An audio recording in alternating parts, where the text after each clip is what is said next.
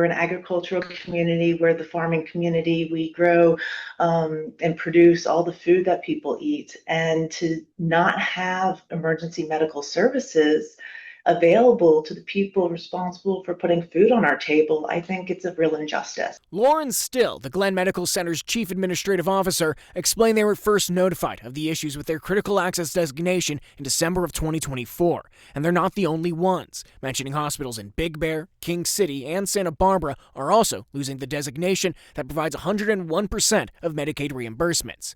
This is because the critical access designation requires a hospital be 35 miles from the nearest alternative, and a reevaluation last year found GMC was 32 miles from Calusas. Even with the assistance from Representative Doug LaMalfa, the federal government said their hands are tied. It doesn't matter that that hospital was built in 1974 and our hospital was built in 1950, and nothing has changed in the 50, 60 years that we've been in existence.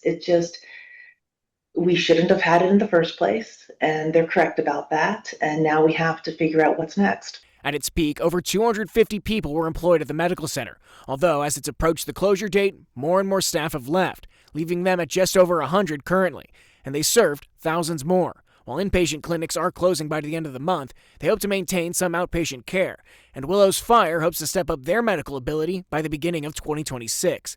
However, that still leaves at least the next 2 months with no easy access to critical care.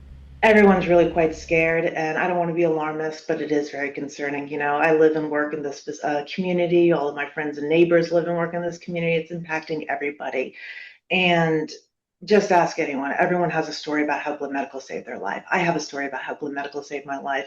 It's somebody's father who had a heart attack. It's somebody's kid who had sepsis. She hopes to garner the funds to build a new facility that would meet the federal requirements by using a combination of the state's Behavioral Health Infrastructure Bond Program and the upcoming $50 billion Rural Health Transformation Fund from the federal government, although she admits the current administration has already indicated they would not qualify for the Rural Health Fund. We're not eligible for those funds. So it's going to be a very, very heavy lift to get everybody on board with what we need to do, both from a funding perspective, an operations perspective, and a legislative perspective.